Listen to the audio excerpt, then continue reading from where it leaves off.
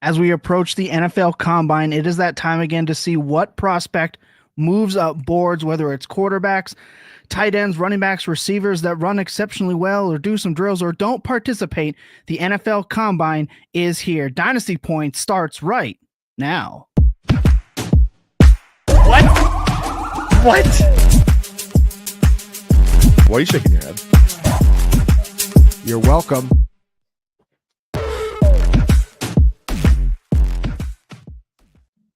That's right. Another Dynasty Points episode is here. All three of us, we're all back. Jacob has joined us after a long hiatus of tweeting about hockey. Ryan is back as always, even though he's likely exhausted from writing his insane combine piece that you'll be able to find in the description. And I, of course, am your host, Tommy T. We have a fun show. We're going to talk about the combine. As you can see on the rundown today, does the combine matter? Well, we're going to talk about it because Twitter is very fickle. We talked a lot last week about talking head content versus actionable content, and the combine tends to fall on that borderline, arguing about it for clicks and not really generating any results. We are here to give you results and work through what the combine actually means to us as dynasty managers and as analysts. We're going to talk about who benefits the most. Is it a player? Is it a position group? Is it dynasty managers, contenders, or rebuilders? We're going to go through that. We're going to talk a little bit about what to expect, right? Or do we have a player we're expecting to do better than some others? Someone who might fail? Just generally what to expect from the weekend. And of course, because it's the off season, we are bringing back for YouTube only. So this will be cut from podcast form. If you want the best game and Ryan's worst nightmare in fantasy football that exists today, it's 5 for 5. And we do that at the end of the show. So we're bringing all that in today. I'm excited. The chat is going insane already. We'll catch up with everyone. If you have questions, we try to hit it in between. We'd like to cut these shows as quick as possible, but actionable. So hopefully we can get to all of them. With that being said, Jacob, Ryan, I'm ready. Everyone has liked and subscribed already. They're sick of listening to me talk through this process. Jacob, it's been a while. I'm happy you're back. I'm going to ask you the first question. All right. Does the combine matter? Because we see people like Shador choose not to throw. They're going to wait for their pro day. And of course, the argument of, oh, he needed to throw. This is bad for him. And then the other side on Twitter for clicks, not actionables. Well, you can just watch his tape from college. So what's the point of the combine anyway? So I ask you, does the combine matter? It definitely matters for the athletes, or at least for 95% of the athletes. You know, naturally, it's like we talk about in Dynasty all the time, right? Where you're at in your league, how valuable your team is, that changes the incentive structure of what you should be playing with. Should you take more risks? Should you be more conservative? For the players, you know, like a Marvin Harrison Jr. last year, that are locked into elite draft capital, pretty much no matter what they do at the combine, there's more downside than upside.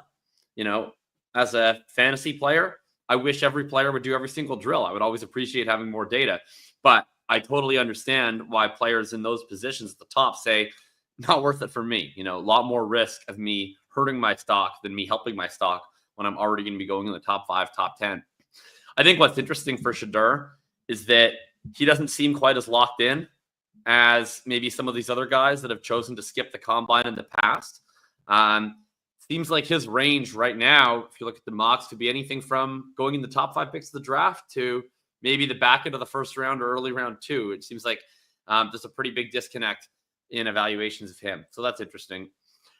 For fantasy players, it probably matters more now than it ever has because there's so many ways to do fantasy football right now at this time of year, right? People are already drafting the big board in best ball, in which there's rookies being involved in that. More and more leagues, I feel like, are entertaining pre-draft rookie drafts. And so these are the things that I think the combine matters a lot for. Ryan will talk about it in far more statistical detail, but the biggest shift that the combine does for you is it changes draft capital, and draft capital matters a lot to us. The combine separate from draft capital, not as much. So I care less about like what the actual numbers are for the most part, and with some exceptions that we'll get into. But it definitely matters for solidifying draft capital. You know, like I don't know if Xavier Worthy goes in the first round last year without running the 4-2-1. I think that made a legitimate difference for him. Similarly, like we've seen guys like a David Bell, for instance, you know, really tank out their draft stock by running a horrible time. So it's definitely going to shift the board. It's going to consolidate the board this week.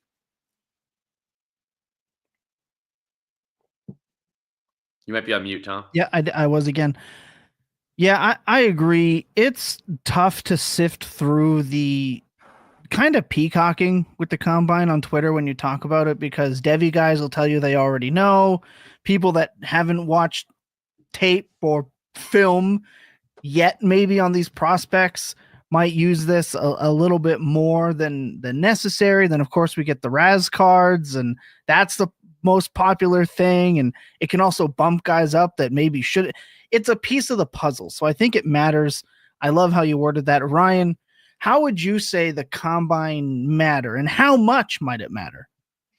Yeah, so first I got to say, Jacob, thanks for reminding me of David Bell. Haven't thought about that name in a little bit. Always appreciate those blasts from the past. Yes, the combine does matter. I would say from a fantasy perspective, it matters significantly less than probably your average fantasy manager believes it does, or than your average NFL fan believes it does. You hit the biggest point, which is, yes, it absolutely affects the draft capital that all of these players are going to receive. But as far as will it affect how well the players are, how good the players are as fantasy assets, not nearly as much as it's going to affect their draft capital, right?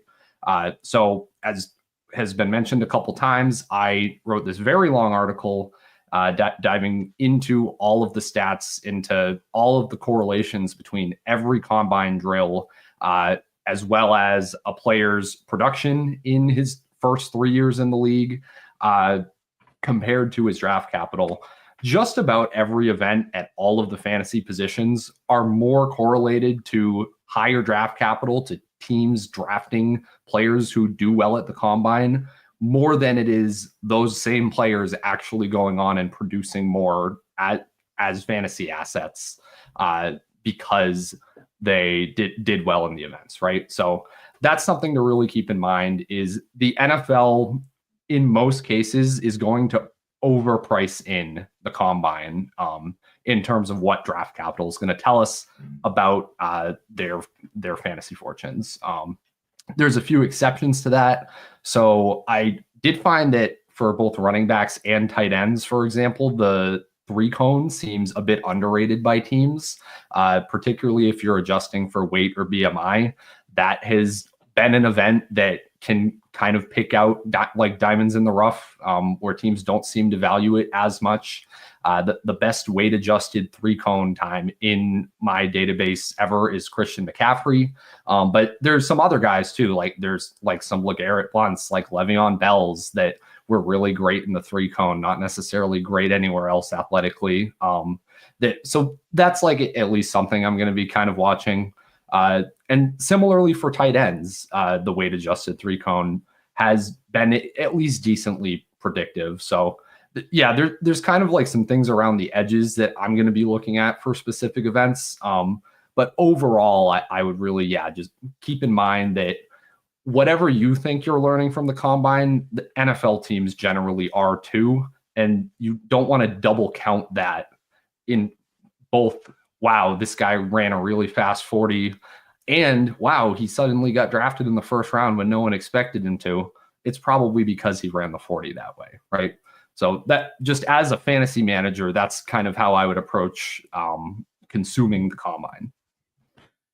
Yeah, there's a lot to be said about, you mentioned the double counting. It's like guy that looks fast on tape runs fast 40.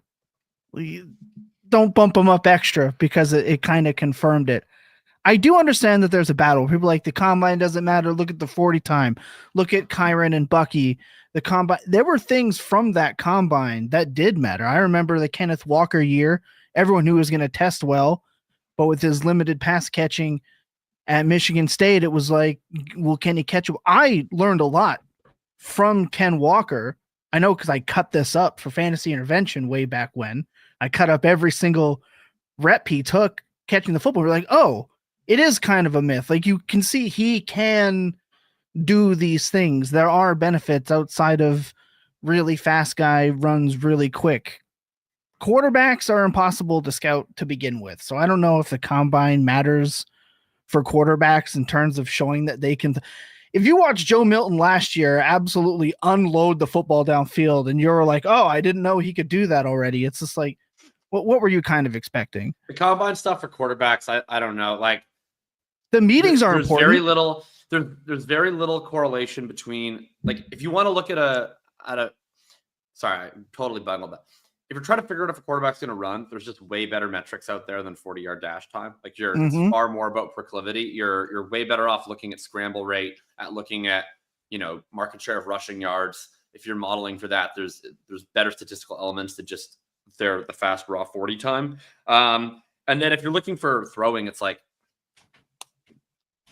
I don't know. I can't, like, I'm with Shadur on this one in the sense that, like, I can't imagine if I have the choice between 1, 2, 3, 4, however many seasons of tape to try and watch someone throw a football in actual games. Like, why would I rather watch them throw balls on air, like, to out routes to drill receivers? Like, it's just not going to tell me anything that isn't available on film. So I don't really get what the combine is adding all that much for quarterbacks outside of what I'm sure it's adding for the teams is they come in, they do the whiteboard work, they do the interviews, all that stuff. I suspect that's where, like, 95% of the value is for the actual teams. I'll say.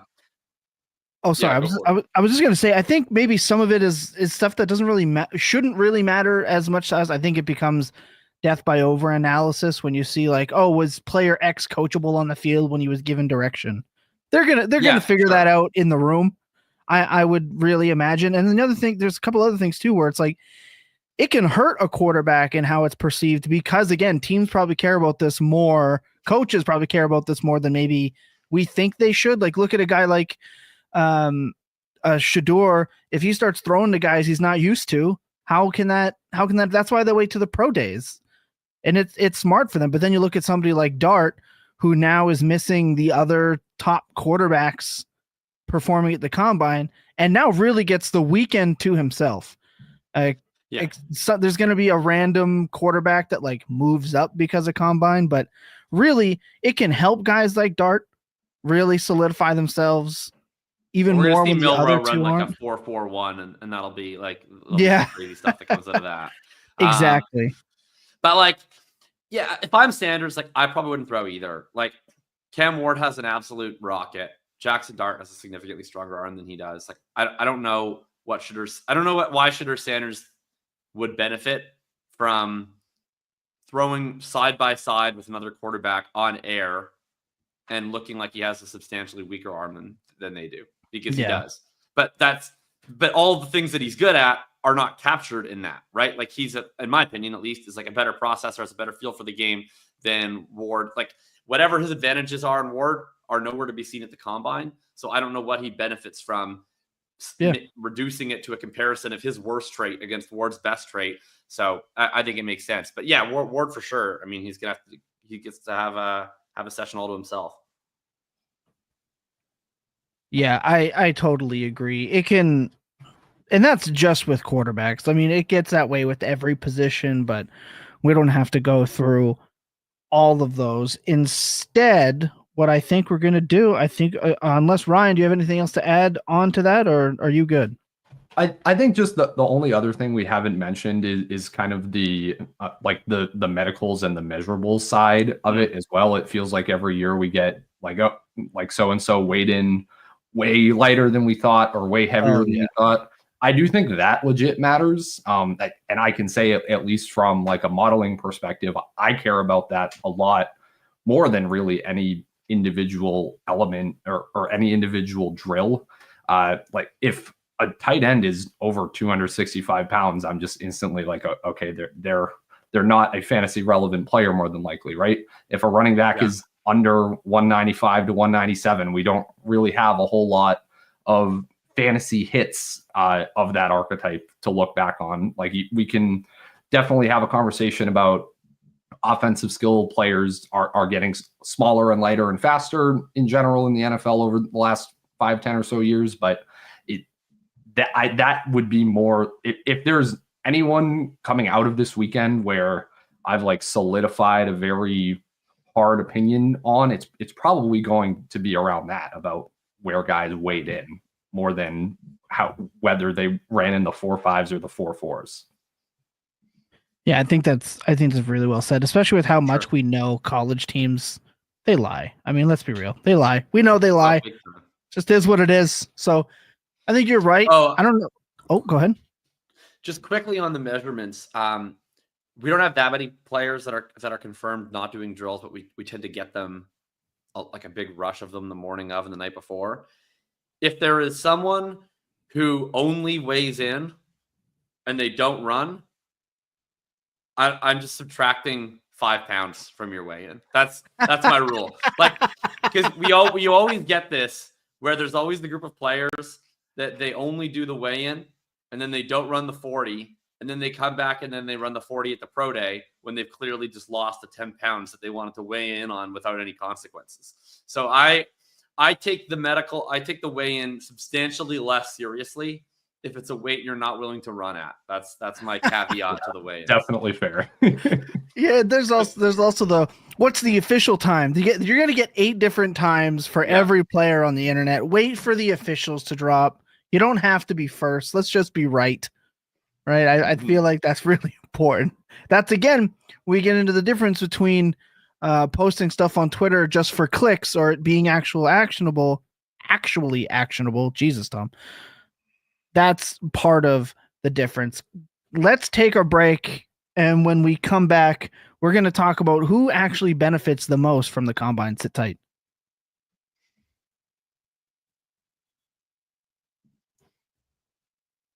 Okay, let's talk about who benefits the most from the combine, because it can be a number of players. Is it somebody that checks out on tape or on film or in the statistics and really just needs to hit that, size speed threshold? Is it tight ends? Like we've already talked about quarterbacks and how they can benefit or not. Is it dynasty managers? Is it contenders getting an edge with their late picks? Is it rebuilders further diving into it? Let's just talk about, is there a position group that needs it more to kick this portion off? I'll go to Jacob. Yeah, I think positionally, Ryan hit on it. I think probably at this combine, the players I might be watching the most would be sort of that middle tier of running backs. Everybody's talked this year. It's a very deep running back group. I think that there's a chance for that group to sort of separate themselves a little bit this weekend, where if there's a few of those guys, like it seems pretty clear right now, obviously Ashton's going to go in the first round. Maybe there's a second running back. Probably Henderson or Hampton seems the most likely to sneak in into the first round. And you got Johnson right there. But after that, it's just kind of a big group of, like, there could be 5, 10, 15 guys that are all vying for that round 3 to round 5 range, whether it's Judkins or Sampson or James or Tootin or Scatabo and all these dudes. If one of them can really put on a show and solidify themselves, maybe go up a tier into that tier 2 of running backs as the guy who's actually going to get round 3 capital, that's probably the biggest opportunity positionally. If I had to name one specific dude that I think puts on a show this week, I would go with Byshell Tootin out of Virginia Tech. Yeah. Super athletic dude, got a ton of juice. I think he has a pretty good shot to run in like the mid 4.3s and potentially be a really hot name coming out of the combine. Yeah, Tootin is someone that Brett Whitefield has been talking a lot about, whether it's on Fantasy Football Daily, the new podcast with Theo Greminger, or if it's on First Read with him and Joe Marino. Tootin has been somebody he has talked about a lot. I don't know a lot about him, but I definitely know that these backs that move that quick and can catch passes, they're going to get pushed up boards. If he goes in the 3rd round, he's going to be a hot 2nd round rookie pick. Everyone's going to project him to go to Miami. That's just how it's going to go. Someone's going to see he's that fast. I think you're right. I think a player who's going to benefit the most from this is Caleb Johnson. He's somebody that when I watch him, I've talked to Brett and Joe Marino about him. He definitely gives me Aaron Jones vibes. I just need to see if he has the juice, and I didn't see it as much on tape, so I'm very interested to see if he has it at the combine. What does he weigh in at? Because he's the type of running back who is probably going in the 3rd round, but with his pedigree, his statistics, if he goes out and shows out at the combine and impresses, I can easily see him jumping into the 2nd round.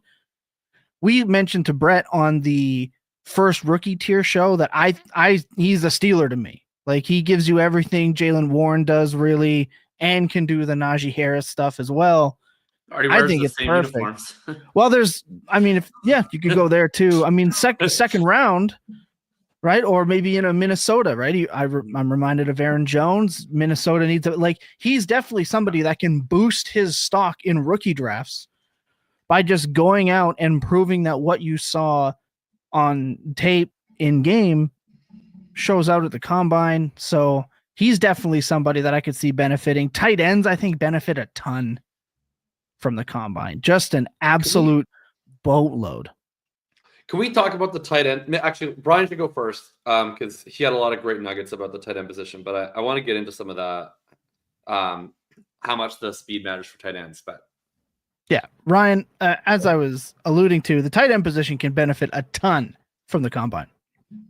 Yeah, it really does. So kind of backing up a little bit here, running backs in general, they need to hit a certain threshold of athleticism. Almost any running back that is getting drafted in the first 2 days has probably hit the requisite level of athleticism to succeed in the NFL.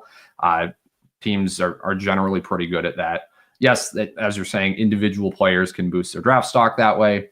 In terms of is it eventually going to matter for us in fantasy?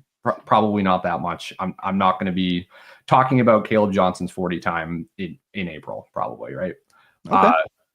Wide receivers, it's kind of the opposite, right? The NFL does this weird thing with wide receivers where they just so love the fast ones, right? And especially the small and fast and speedy ones, especially the ones that maybe don't have other important traits like route running or separation skills or any sort of production, really, right? Like we see these track athletes kind of raise their stock at the combine every single year, and teams are so obsessed with it that it's actually created a negative correlation between overall wide receiver athleticism and their fantasy production, right? As if you're controlling for draft capital. So literally I retooled Scott Barrett's entire sport model, trying to make it as predictive as possible for wide receivers. It's still a 90th plus percentile spork athlete at the receiver position in round 1 is going to produce fewer fantasy points than one that's below the 25th percentile, just because teams price it in so much and pull up inferior players, or at least inferior fantasy players, right? Not to say that the only value a receiver can have on the field is if he's catching the ball and scoring a PPR point, but for what we care about, that's important to keep in mind, that there will probably be a receiver who runs insanely fast and grows his draft stock because of it. And in whatever way you can in Dynasty, you should probably be selling that every single year. I can tell you it's probably one of the Texas guys.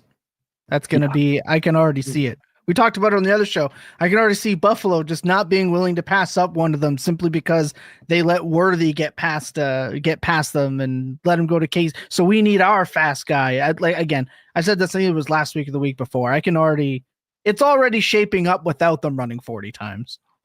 Yeah. But whoever it is, just keep that in mind, I would say. And then, to get to the good stuff, to get to tight end, the combine for tight ends matters by far the most of any fantasy position. We see by far the highest correlations between NFL success with combine success with tight ends, right? And even when we're bucketing for draft capital, the super hyper athletic tight ends that fall to day 2 are just as good in fantasy as the day 1 tight ends. And that's really notable to me. So, and especially in a tight end class as deep as this, where we could have one of these kind of consensus top 3 or 4 guys at least fall into day 2. I think that's really important to keep in mind. We're not going to see Loveland test, but Tyler Warren, Harold Fannin, if these guys go out and smash the combine, then I'm feeling even more confident just in the strength of this tight end class, kind of regardless of how things shake out on draft night. Tight end is deep this year. Yeah, that's what it seems like, man. Tight ends getting deep. Yeah. Every year we have this conversation. Yeah, no, I think that's like a decent overview, I'd say. I guess like one last little nugget is, and this is just like pumping up the Spork athleticism model, which you can find on FantasyPoints.com right now. Even if you don't have an account, it's just FantasyPoints.com/SPORQ Spork, I believe. 44% of all the tight ends in the model. So this is every tight end that's run the 40 since the year 2000. 44% of them that grade out as at least 90th percentile athletes have a tight end 1 level fantasy season within their first 3 years in the league. So that's just unbelievable to me, given the amount of tight ends that we're talking about here. Obviously, tight end 1 is not like a super high bar for a fantasy season, but these guys will be fantasy relevant if they are hyper athletic, more than likely. Right. I think that's super important. I think with tight ends too, I want to see now, look, we talk about all the time that we're not film connoisseurs. We have the PSA for a reason. We don't watch enough film. This has been pointed out to us at length on these programs, but I want to see some of the blocking drills. I want to see if it kind of looks natural, because Jacob, you talked about how the Y tight end it's dying. So I want to see some of the blocking drills. I want to see more refined route running from some of the guys that we know are just speed guys. I think this stuff is starting to matter just a little bit more than, hey, this tight end is super athletic. He's definitely good, because like Jacob had mentioned, the NFL is changing. So I think, I think there's a tight end. I'm very curious to see how this tight end correlation holds up over time. I think for a long time, and I'll get to this wide receiver too, like there's effectively 2 positions of tight end in the NFL, like we've talked about. There's the traditional Y tight end, and there's the F tight end, the move tight end. And more teams now have to actually split those, right? There's not that many teams that now are just using their Y tight end as a pure receiving threat, which means that you sort of have this mix of positions. And what's often happened, I think, is that the NFL, for real life value, has valued certain tight ends that are just pure blockers that provide, nothing in the receiving game.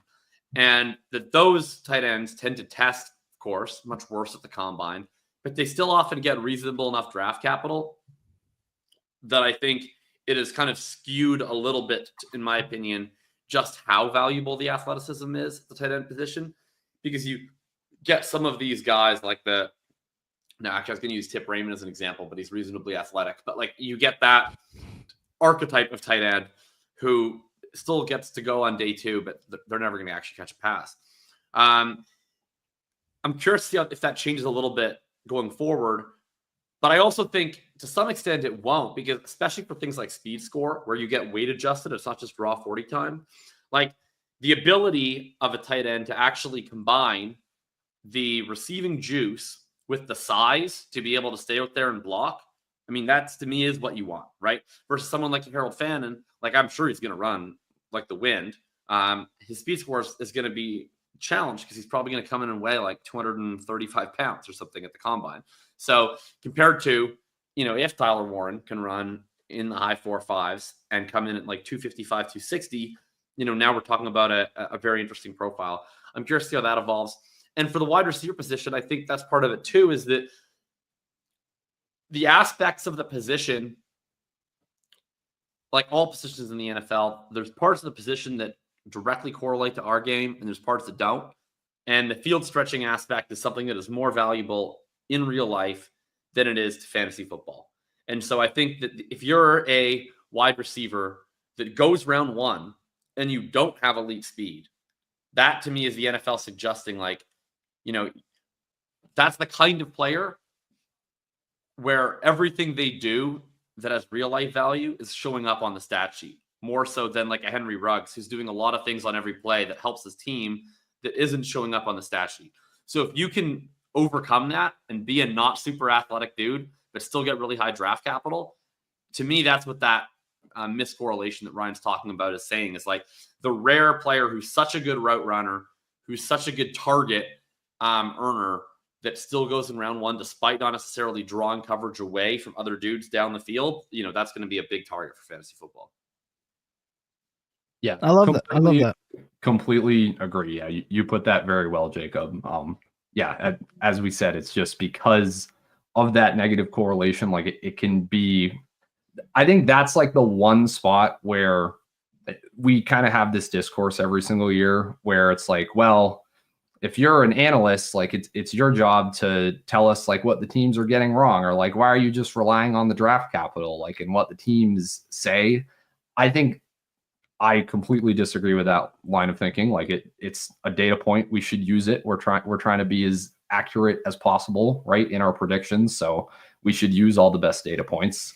But yeah, I think that specifically is one area where you can like go against the draft capital, because it's pretty easy to recognize most of the time, right? Like this is the field stretcher receiver that's like quote unquote better in real life, and we should understand that accordingly when we're saying, okay, he went in round 1, right?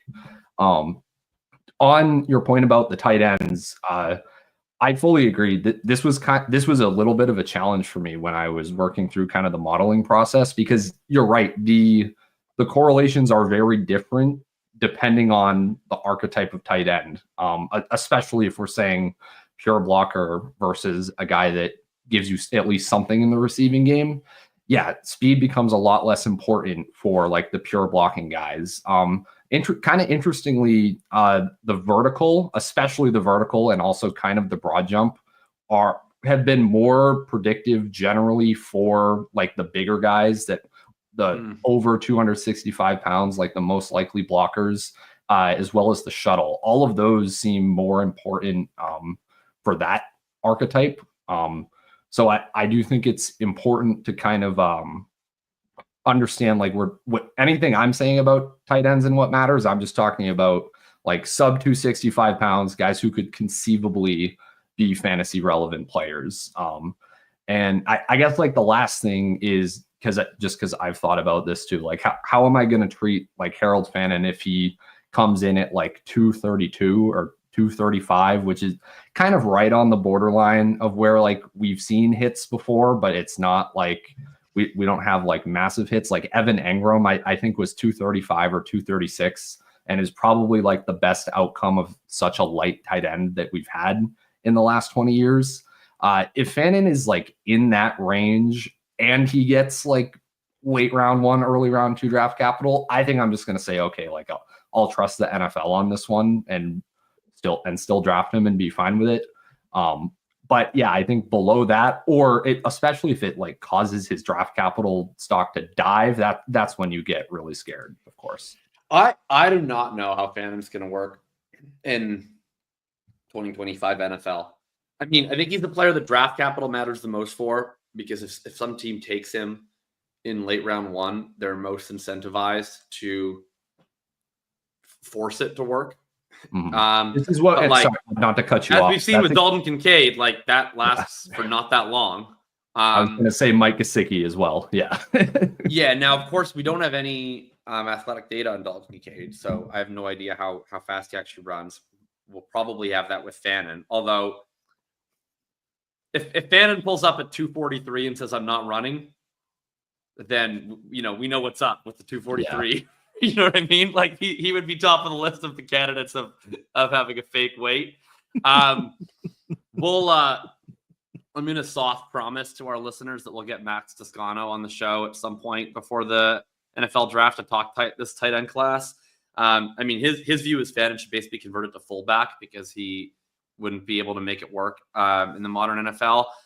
Maybe I'm not that hot, but Ben Sinnott. I am fascinated. Like, it's just I think everybody should subscribe to Max's thing. It's called Remember the Tight Ends.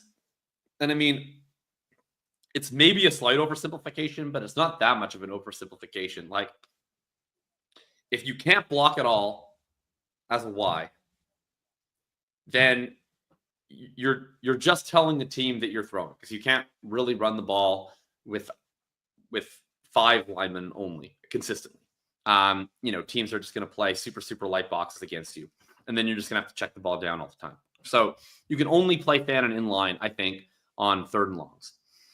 And so that means then you have to play him as the second tight end off the line, which means effectively you're looking at not him versus a tight end. It's him versus a Khalil Shakir versus a Jawan Jennings versus, insert sort of this F slot wide receiver.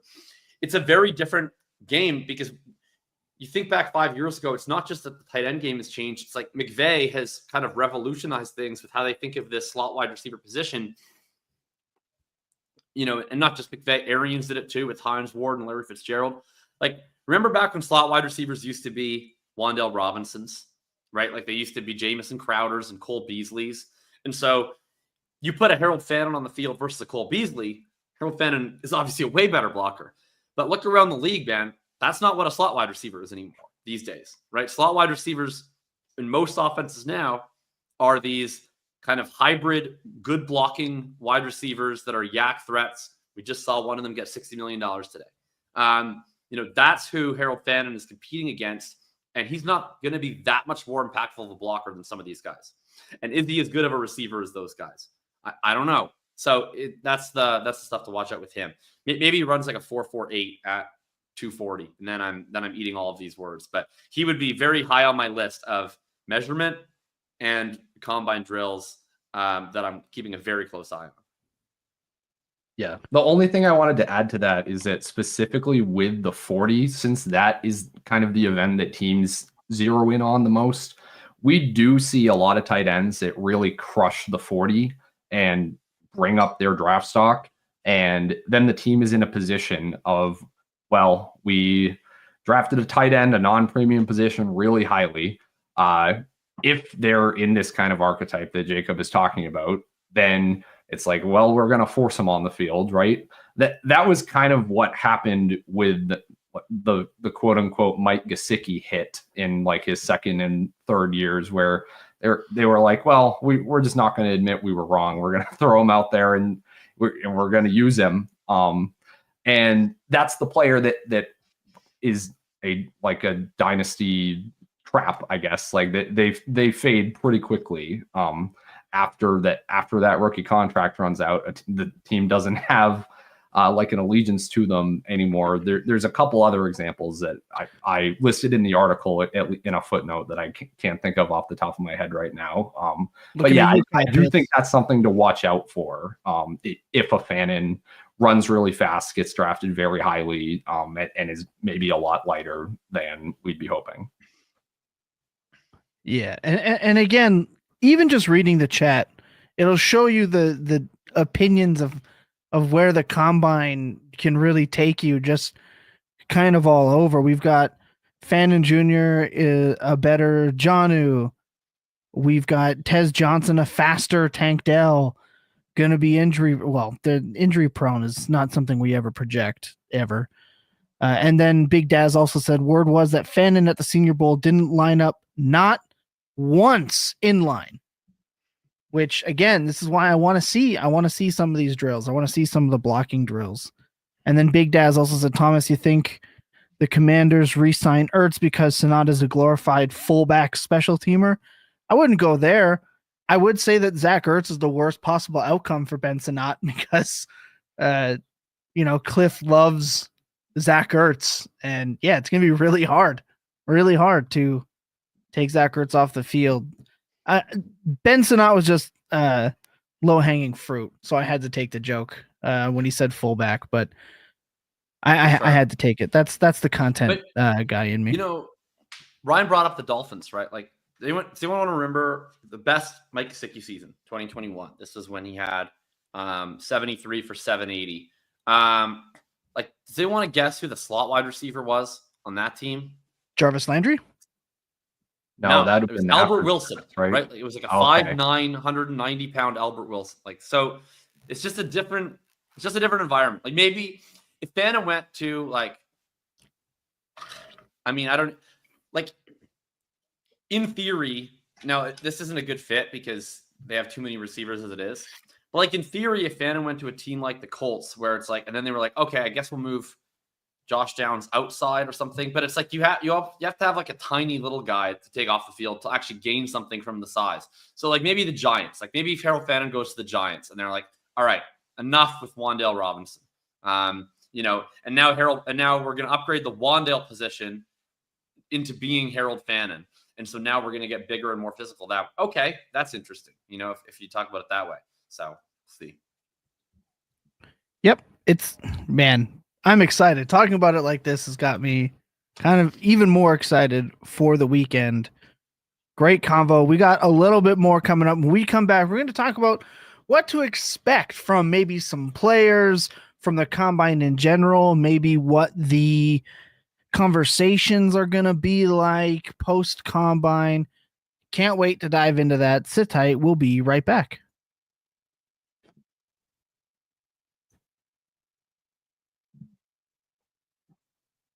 All right, let's talk about what can fantasy managers expect from the combine. The question I have posted here is, how can dynasty managers use the combine? There are lots of ways that they can.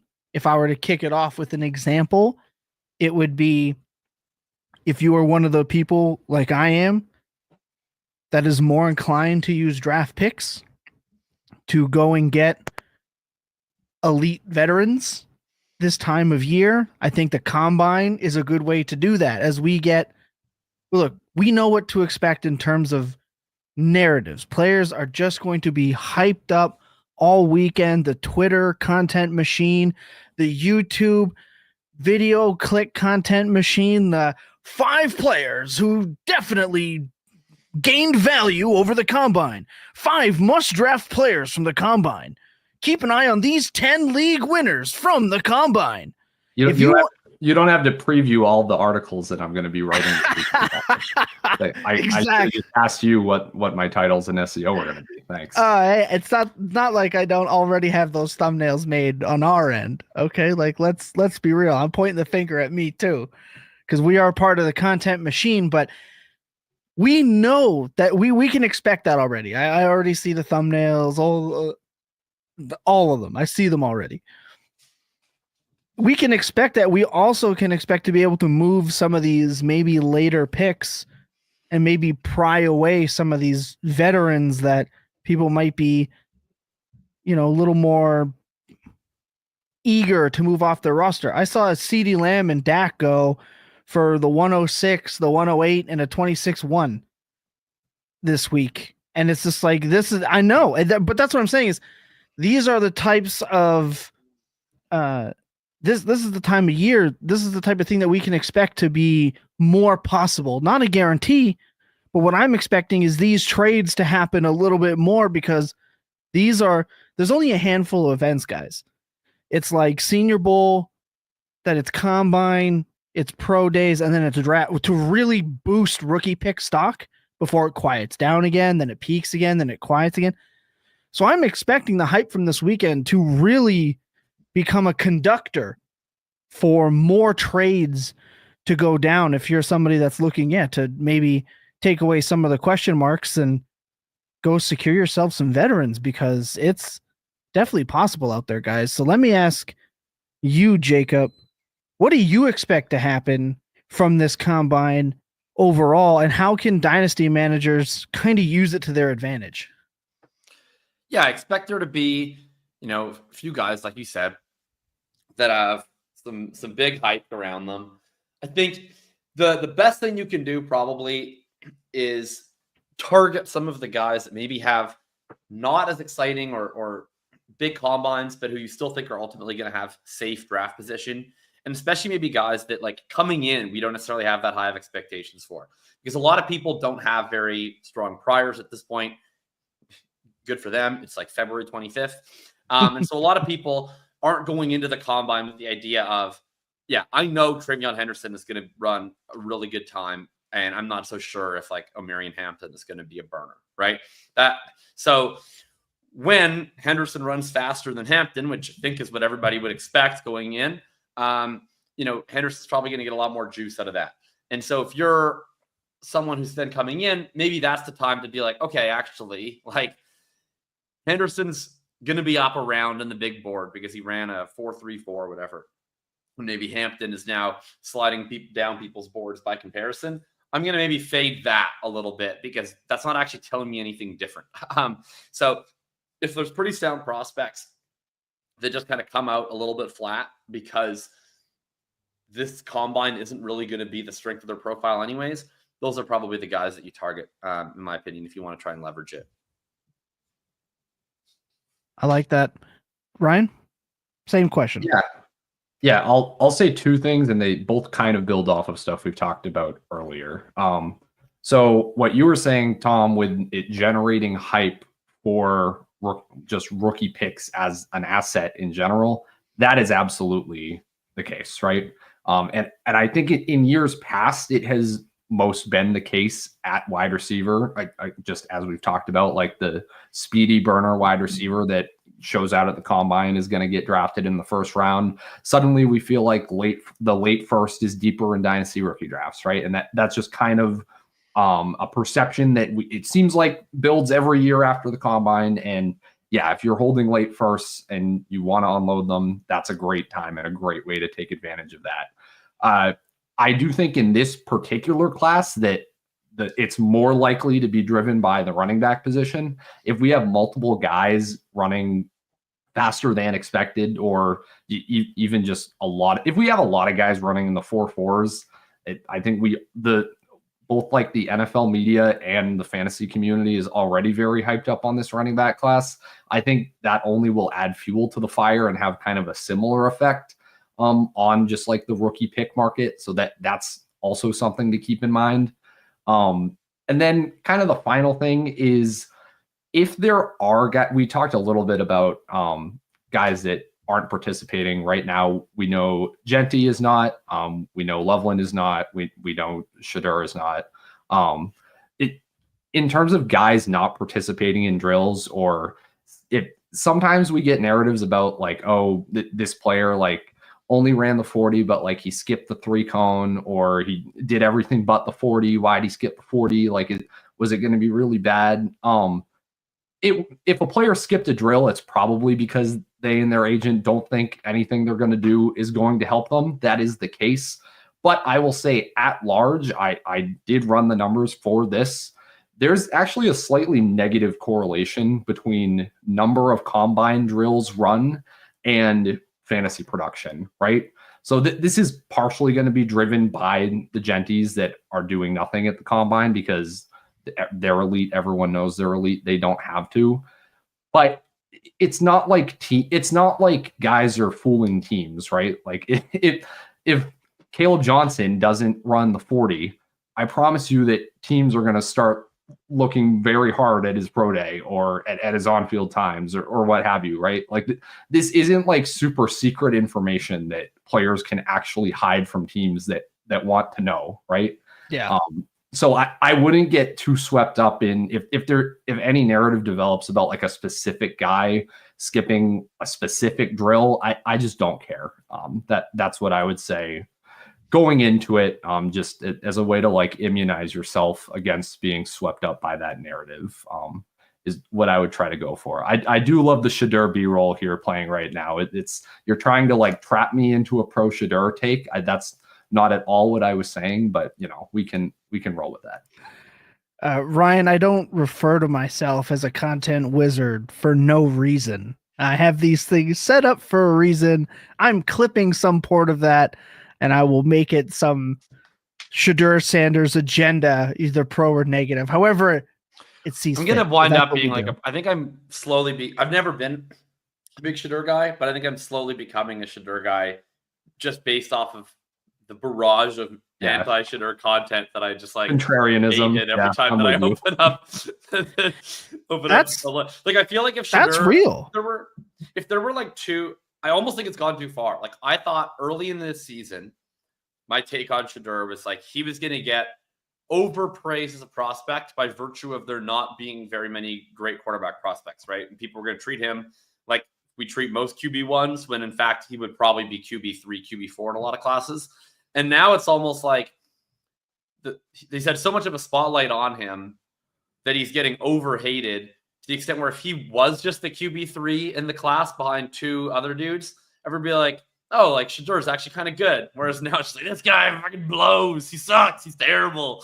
Like it seems, what it is? Gone the other way. Like you've seen it literally JJ McCarthy of last year. Like there'd be other guys absorbing the hot takes for him. Whereas now it's just he's getting just inundated with the negative hot takes. Yeah, you've seen it literally happen with Jackson Dart too, where this is kind of like QB3 in the class, and he's not to like say that anybody is being disingenuous with this, but it's become like the cool thing in content to say I actually really like Jackson Dart. I think he's as good or better than Shedeur. But you're totally right that I feel like if we had started out with them kind of flipped in consensus, then it would just be the same thing in reverse. So yeah, it's kind of a weird like cycle that we go through with this stuff. And that's why I am so hell-bent on pointing out, calling out, and showing the difference between saying stuff just to say it because you need content in late February and stuff that actually ends up mattering at the end of the day, because it's such an important distinction to make. The Shedeur stuff, I've seen it once before in a different sport. The stuff with him with social media, and it was the Ball family, right? Everyone hated them because of their dad. And yeah, the dad was over the top and he was selling it out and the Ball brand and all that stuff. And now you look at, well, Dion's a loudmouth, so I wouldn't want his kid attached to my team because he's a problem and he's going to be involved. If you don't think that's part of the reason people don't like Shedeur Sanders, you're out of your fucking mind. On top of that, now it's like, oh, he doesn't, like we saw last year with the fantastic idea that someone had on Twitter with the "are you afraid to compete" stuff. Right now, he doesn't want to go to the combine. Is he afraid to compete? Is it his attitude? He's too good for. You already see it. So now you're looking at that, and then you're putting together everything else. And it's like, well, I don't want him as a quarterback. Now there's a narrative. This is stuff that we can expect. Every year this stuff happens. It's like, come on, guys. This is stuff that we can expect. When in terms of what Jacob was saying, I'm going to end up being pro Shedeur. I'm going to be pro Shedeur when he ends up going at like 1-7 in super flex rookie drafts because people don't like him. I'm telling you, like I'm clicking that, but I'm going to be all in on that at 107. Right? There's always some quarterback that falls to that 106, 107 spot that shouldn't have. And I think it's Shedeur this year. I think people are going to fall in love with some running backs. This is what I'm expecting post combine. In the draft, I think they're going to fall in love. I think some running backs are going to get boosted. I think at least one or two other receivers are going to get boosted, especially if Hunter ends up drafted as a receiver, like we talk about when they stay on the podium. I think Dark's going to get boosted up. I think Ward's going to get. I can already see a world where Shedeur falls to like 107, 108, and I'm going to be like Jacob. I'm just going to be clicking the button every time. So, the internet is making me crazy with this Shedeur thing. I had to sit there and I thought about it long and hard over this last weekend. Where have I seen this before? And I started watching some of that like Lonzo and LaMelo Ball documentary stuff. And I was like, this is it. This Big is baller where I've brand. seen this before. Yeah. Dion is coming wherever they're a package deal. And even though Dion was like, yeah, I've never said that. People are like, I wouldn't want just because he's this. And then they're already talking about how it would affect free agency for him. I'm just like, you guys are out of your mind. Out of your mind. We're docking a kid for this reason. Just unreal. Although I will say now, I also want to say that there were at least some people that thought this would be a thing with Caleb Williams as well, like with how involved his dad had been like in his whole career. Yeah, and we heard from Mr. It actually Williams it wasn't in, Caleb. like, a year. It wasn't Caleb Williams' family. It was Roma Dunze's family. Yeah. What happened to Mr. Williams? I haven't heard from him in a while. Yeah. Exactly. So like a year from now we could be, I don't know, but he was about to, and then it was he saw Dunze's mom go off, and he was like, you know what? I'm good where I'm at. I'm gonna stay out of this one. She did. Do your thing. Absolutely insane. I love it. That's gonna do it for the podcast portion of this show. If you're listening, you're like, well, what do you mean the podcast version? The best game in fantasy football is back now that it's the off season. It's 5 for 5. It's Ryan's worst nightmare. It keeps him up at night. We talked about it coming back, and all Ryan could say was fuck in the group chat. You're full time now. You got a lot more time to research obscure football statistics like Ruben Drones being a multi-time 1,000-yard runner. He had 1,600 total yards in one season and only 2 total touchdowns. I found out that is one of the biggest cuck running back seasons of all time. This is the useless information you need to be successful for 5 for 5. You're not going to want to miss it. So if you're listening in podcast form, head over to the YouTube I haven't channel. Put Ruben Drones in as a 5 for 5. Like that. That is the exact kind of dude that would be right in my wheelhouse. So I was talking to Adam Harstad about this, and there was a period of time where the Broncos went back to back 1,000-yard rushers in different years. And it was Ruben Drones. There's Mike Anderson was in there for sure. Yeah. I don't know if he was in that stretch, but Tatum Bell was one of the dudes they had at one point. It was Anderson, Bell, and Drones. Yeah. Right. So it was like he started me on that path, and then I went down this really dark path with Ruben Drones and other obscure 1,000-yard rushers.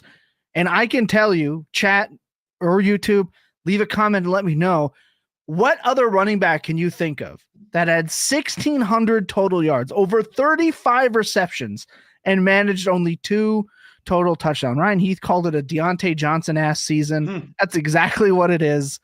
But like I said, that's the kind of fun stuff you can get on 5 for 5. So if you're listening to the podcast, head over to YouTube, go to the FantasyPoints.com YouTube channel, and catch the end of 5 for 5. For everyone watching on YouTube, sit tight. When we come back, Jacob is going to go over how the game works, and we are going to have a great time.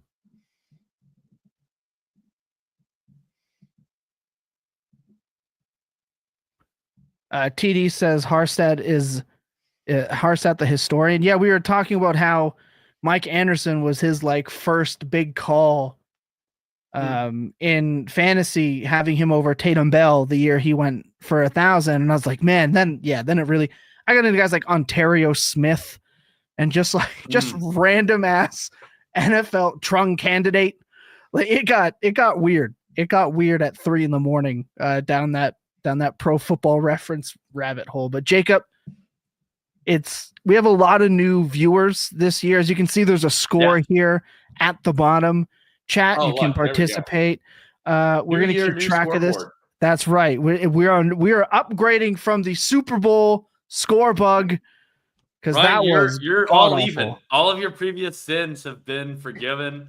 Yeah, you've gone to confession. It's over. Yeah, this is the moment I turn my career around. This is Jacob. Let's explain how this is going to work. Here's how the 5 for 5 works. Every week, there are going to be 5 players. Almost always, I think every time that I've done this, they've exclusively been players that play fantasy relevant positions. So quarterbacks, running backs, wide receivers, and tight ends. I have up to 5 clues prepared for each player. I will reveal them one at a time. If they get it on the first clue, that's 5 points. Second clue is 4 points, all the way down to just 1 point if they get it on the last clue. The last player is worth double points, although I've reserved in the past to make it triple points, maybe quadruple points, whatever's necessary to keep the suspense up.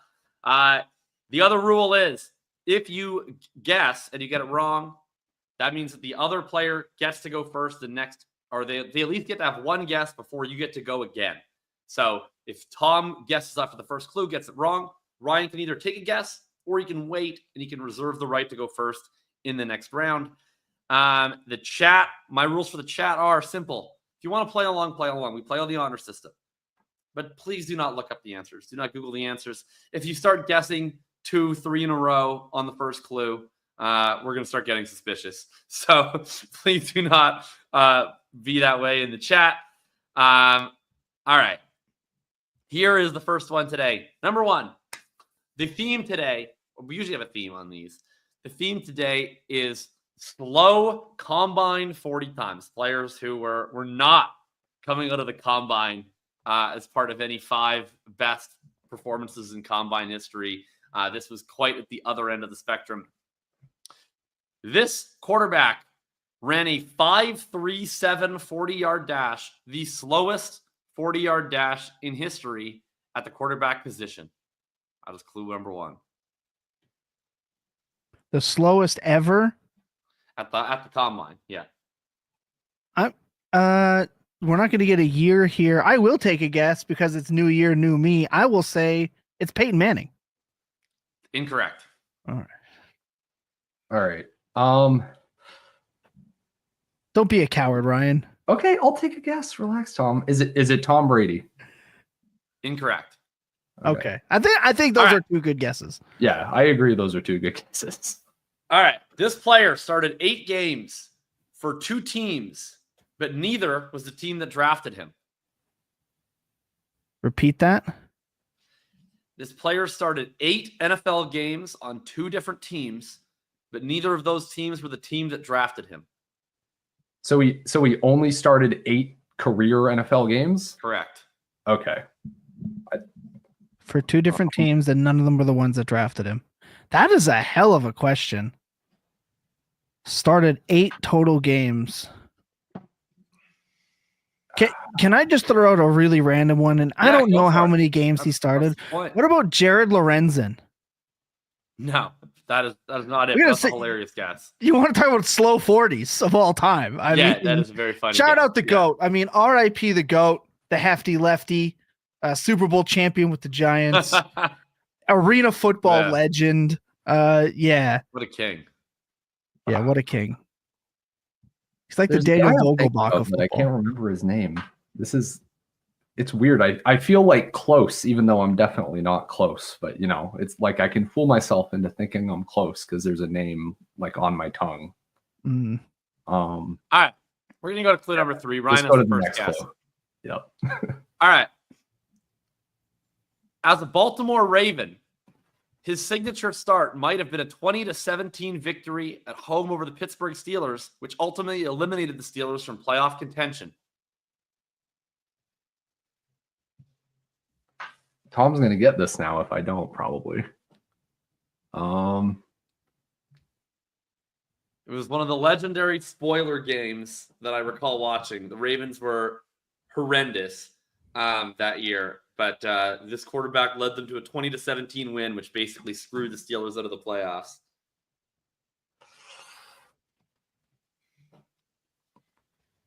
Oh, man.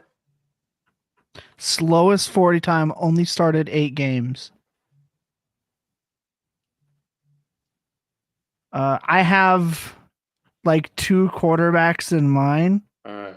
Well, Ryan gets to guess. I don't have any Then in it goes to you. mind. Yeah, Tom, you just guess, honestly. Okay. I don't know. Let's hear it, Tom.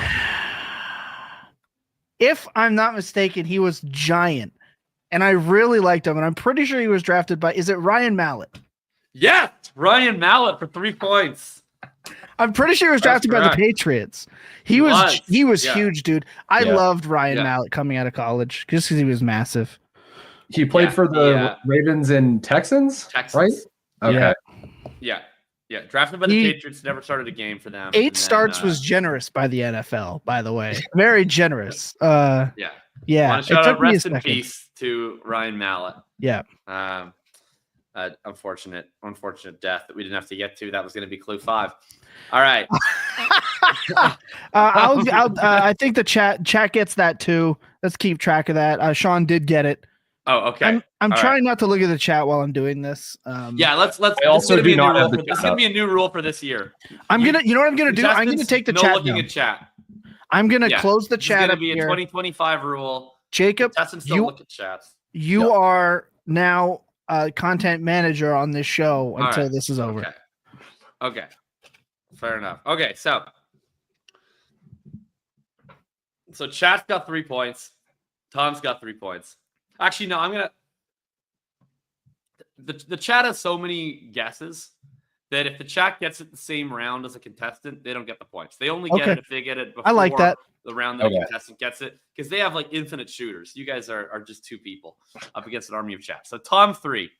All right. This player ran a 4.71 40-yard dash that arguably torpedoed his draft stock to the mid-3rd round.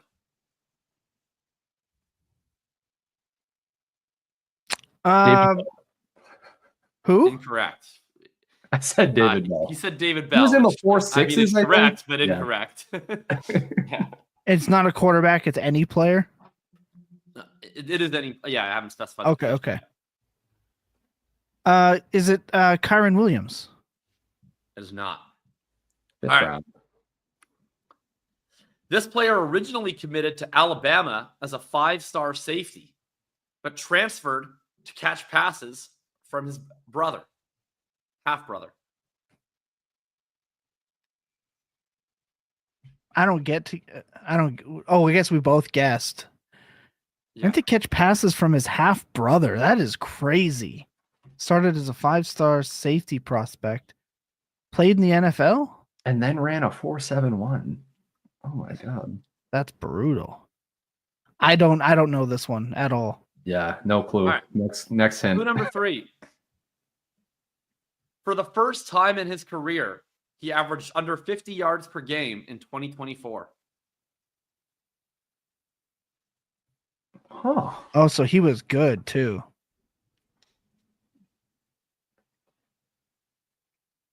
Oh my gosh. First time in his career, he averaged under 50 yards per game. Knowing this. We got a hint still, right? Can I get a hint? We'll save hints for the final round if need be. All right. 4th clue. In 2011, for the University of California, Berkeley, this player compiled 98 receptions for 1,343 yards and 6 touchdowns. And he went to Cal? Oh my god. Dude, chat's probably got this 3 times. Yeah. The chat just got it this round, so you guys have to get it on this one. Otherwise, it goes to the chat. So do we get our hint now? If the points... You've got 4 hints. That's what the clues are. So this should narrow it down so much, though. Like he was at Cal in 2011, was never under 50 yards per game. I'll do a quick recap. So he was recruited to 2024. Alabama as a safety. Instead, he goes to Cal to play wide receiver. He has a ton of yards in 2011. Then he runs really slow. He goes to the 3rd round. He had over 50 yards per game for however many years that is, until finally being bad this year.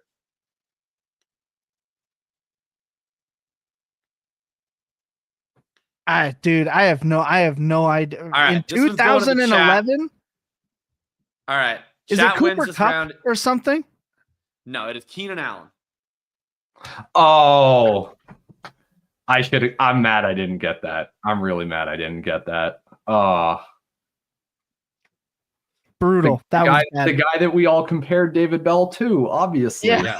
Keenan Allen. All right, so 3 points for Tom, 2 points for the chat. Shout out Ron Stewart in the chat with the Keenan Allen call. Ron. Good all job. Right. We got another player here. This player ran a 4.70 at the combine, sparking questions of whether he would play wide receiver or tight end. Oh, that's interesting. So he's big. Alan Lazard. Incorrect. What a guess. I'm gonna play it safe now. I'll be cautious. That was more of a meme guess, but yeah, take it. And if Billy were here, if this was still Billy's stat corner, it would have been Alan Lazard. All right. This player ended his football career in 2022 to pursue what he said it was his lifelong dream, making the National Basketball Association. That's got to be. Oh my gosh. I'm gonna. I have no idea. I have no idea. Ryan, you got anything? I'm not a basketball guy. That's way over my head. All right. All but 32 of this player's career yards were recorded on the Carolina Panthers. All but 32 is there. This is obscure as hell. All but 32 of his yards were scored on the Panthers. Retired in 2022. Chat just hit it. So you guys got to get it on this one. Otherwise, it's whenever we're going to the chat. Who was there after Olsen retired? So you better each take a guess. I thought it was all the like trembles and that, but I'm out. Chat, you got it. Ryan, you got anything? Come on, you can't just let the chat have it for free. Yeah, I don't have it. I don't know. If you All right, Matt is- pulls ahead with 5 points. Is it Devin Funchess? Funchess. Oh, Yes, you're just I too said late. it too late. You're too I late. said it too late. no. You got there too late. Devin There it is, Funchess. Funchess. Funchess. Funch man. I had forgotten about him, and it clicked. I was thinking in my head Kelvin Benjamin, and I was like, no, Yeah, the that chat couldn't had be it. said I was Kelvin Benjamin right away, which is very similar. Both same team too. I was like, man, it's yeah. gonna be. I was thinking huge ass wide receivers that failed, and I was like, well, Benjamin. I was like, no, but Benjamin, I think he just was too fat and didn't play anymore. I was like, I couldn't think of the other guy. Shout out the chat. I got there same time. I tied you. Damn. I think you saying the NBA threw me off because I was only thinking of like tight ends, and I just would never have thought. I did it first too. Yeah, But, Carolina had a damn, weird run of just like drafting like bad fat wide receivers for like a few years. That was all they were doing. All right, chat's at 5, Thomas at 3, Ryan is not yet on the board. Okay, 4th player, 2 guys left. This star wide receiver overcame a 4.71 40-yard dash at the 2003 NFL Combine. Ooh. a star Came a long wide way here. receiver. Clue number 1. Star wide receiver overcame a lot. 2003. Yeah, That's too early for me, man. Keyshawn Johnson. incorrect.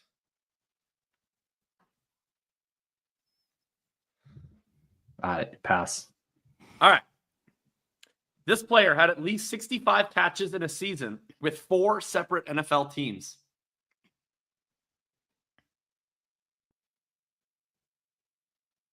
I can't. 4 seasons of 65 catches with 4 separate NFL teams.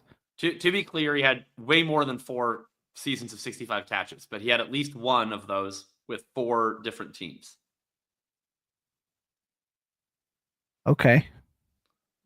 In 2003, a star player. 2003. Oh, 2003 is way too early for him. Ryan? All right. 3, No clue. 2, No. 1. Okay. This player is the fastest in NFL history to reach 300 receptions. I'm going to take a wild shot in the dark here and just maybe it's because we just went Panthers, but I'll go Musa Muhammad. Incorrect. I'm just never going to get a 2003 player. It's not going to happen. I mean, I guarantee you guys have both heard of this player. All right.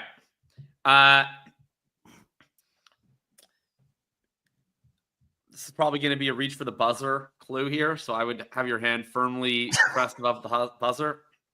I guess. Despite his potential Hall of Fame career, he is far more often overshadowed by his superstar teammate. I know who it is. For 7 seasons of his career. I know exactly. I think I know. I'm damn near. How long does? Let's hear it. Go ahead, Tom. Is it Reggie Wayne? No. All right, come on, Ryan. Wait, what? Okay, I'll read out all the clues again. 4 different teams had at least 65 receptions. Ran a 4.71 at the combine. Fastest in NFL history to 300 receptions, and is overshadowed by the superstar wide receiver he played his first 7 years in the league with. The chat's like laughing at me right now. The chat just got it like a second ago. Oh, okay. But So they come on, shouldn't be bro. laughing at me, but yeah, my head's empty. All right. Another one goes to the chat. It is Anquan Bolden. Oh, My yeah. fucking goat. Yeah. Should have been MVP, by the way, of the playoffs. Cardinals, Lions, Ravens, and 49ers were the 4 teams he has at least 65 receptions with, by the way. I don't know why. I don't know why Reggie Wayne was the one that stuck in my head. I always forget how slow Anquan Bolden was at the combine. Man! Reggie, of course, only caught an NFL pass with one NFL team.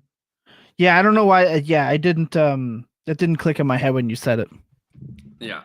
All right. So the chat's at 7. Should be a Tom's Hall of at Famer, 3. by the way. Lucas is at 0. So Yeah, shout out for- Lucas. You're getting a 0 sorry, even though Ryan- you're not yeah, here. Lucas is also at 0, but Yeah. Ryan aside with him. Okay, so for Ryan to win this, he needs to get on clue number 2. The chat has, again, a lot more members, so all ties go to the contestants. So Tom needs to get this on clue number 2. The chat either needs nobody to get it until the last clue. Yeah, if all ties or go they to can me, get then it I should on get any the clue. Funchess one, but whatever. That's fine. I already announced it. You took way too Well, long. I was saying it as you were saying it at the same time. We can run the VOD back. Somebody go watch it back, clip it, and send it to us. You can no clip more it on YouTube. objections. You took too long. All right. This player ran a 5.28 40-yard dash at the 2000 NFL Combine. It's pushing even my limits here at this point. Is that Tom Brady? I don't know. Yes, Ryan wins. Oh my God!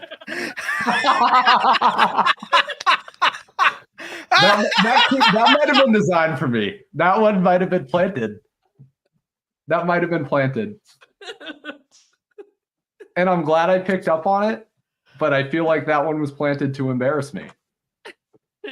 Oh my I'm God. really excited at using a lot of vague clues to have no one guess Tom Brady, but that didn't work. Ryan got it on the first. Oh my God. Chat's going. I opened the chat. Lore of like, oh, Brady was super slow at the combine. I don't know why that's like a fact that's in my head. Who cares how fast Tom Brady ran at the combine? But yeah, that was just in my head coming into this. The next clue is going to be this quarterback had a cameo role in Ted 2. Oh yeah, that would have been. That would have been. That would have been pretty quick. Yeah. Damn, Ryan, the comeback. Last question just gets it. I told you this is where career turns around. You thought I was joking. You Wow. All right, final score: Ryan 10, Chat 7, Tom 3. Ryan, put it on the board. That's insane. The update on the graphic next week is just gonna be insane. I'm opening the chat now. Someone said he said star. Are people forgetting how big of a star Keyshawn Johnson was? Keyshawn Johnson was not a nobody. He was a star. Johnson wasn't he the first overall pick? Yeah, he was one of the first true divas at wide receiver. Yeah, he was a drafted star first overall. Yeah, Cowboys legend, Jets legend.